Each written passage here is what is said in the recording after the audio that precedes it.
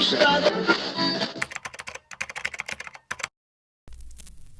accorto che si stabilizza con il paziente una relazione che va al di là della relazione che di solito un paziente stabilisce con le figure che stanno all'interno degli scenari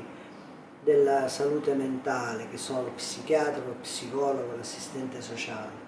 La figura dell'artista è una figura che già ti dà il senso della libertà, quella condizione della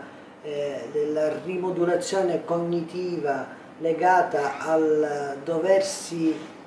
immaginare scenari diversi, mondi diversi, dove l'allucinazione, la cosiddetta follia, così come noi la interpretiamo,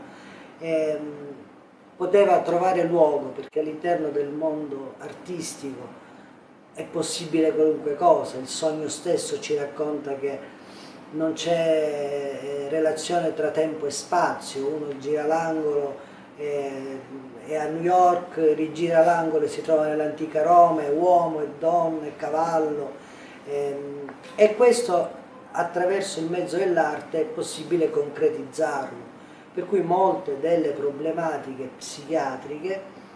trovano spazio in questo luogo che non ha confine. Ho sentito l'esigenza di portare fuori dalle mura il pensiero del paziente psichiatrico, cioè chi è il paziente psichiatrico? Molto spesso è quello che non ascolta nessuno,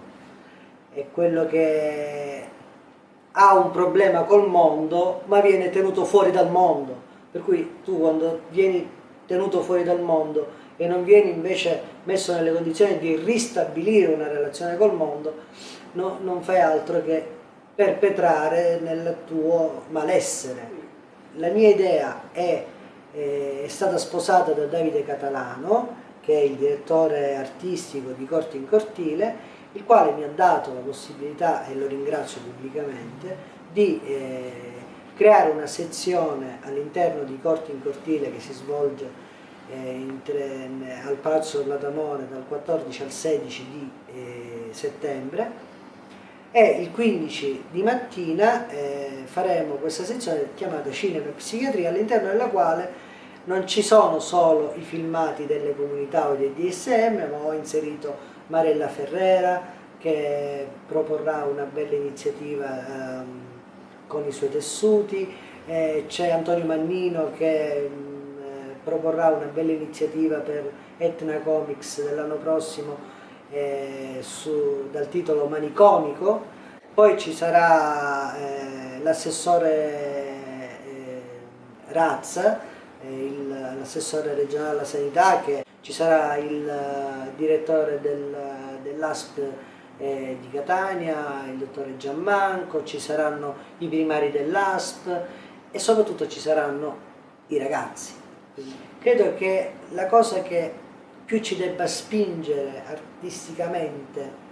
è quello di essere creativi, cioè avere una mente creativa, cioè una mente che vada al di là del pensiero che è comune, cioè legare l'essere artista al fare qualcosa di artistico come suonare, dipingere, ballare, recitare. La mente creativa può servire a un cuoco per fare un piatto particolare, la mente creativa